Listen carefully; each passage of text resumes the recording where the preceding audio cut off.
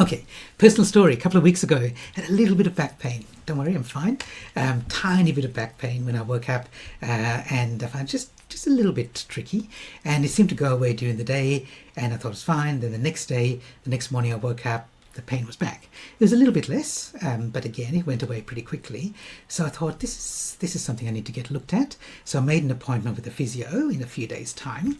But I also said to ChatGPT, I gave it my symptoms and said to ChatGPT, what do you reckon?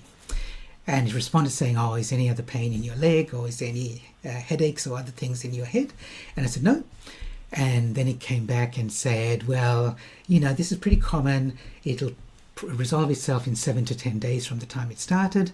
There are a couple of exercises that I can give you. There's one called cat-cow to arch your back, and another one called glute lift or something, and just do those, and gave me instructions on doing those, and then see a physio if pain persists. Well, I'd already got the appointment with the physio, so I went to see her a few days later, and I explained the symptoms to her, and she said to me, is there any pain in your legs?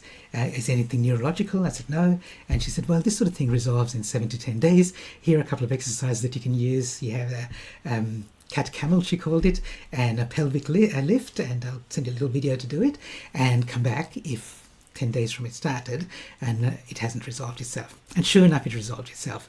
But the point is that ChatGPT gave me exactly the same answer that the physio did.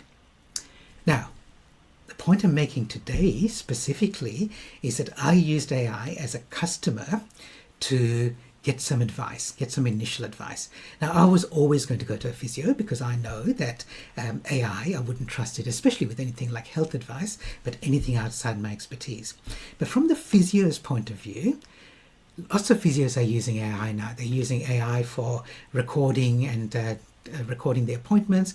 They're using AI for scheduling. They're using AI for looking at complex cases and getting some advice. They're using AI for ongoing academic research and their ongoing professional development. But regardless of all of that, even if this physio wasn't using any of that, and I think she was because she seems pretty young and savvy and using those sort of things, but even if she wasn't, her customers are using it.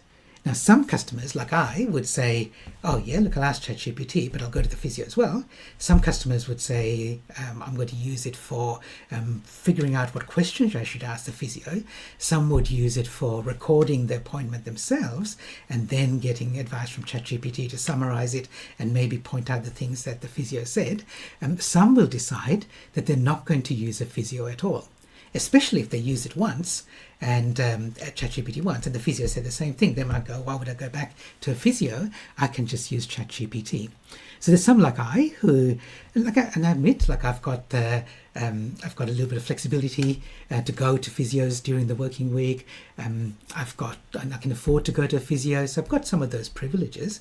And others, even with those privileges, but especially if they don't, might choose differently. So your customers might be doing something different. Your clients might be doing something different with AI, which means that when they engage with you, whether you're using AI or not, their interactions are going to be different. And if all you can do is do what you've always done, then you'll fall by the wayside, because there are other people who understand how the world has changed, and that client might go to a different physio next time.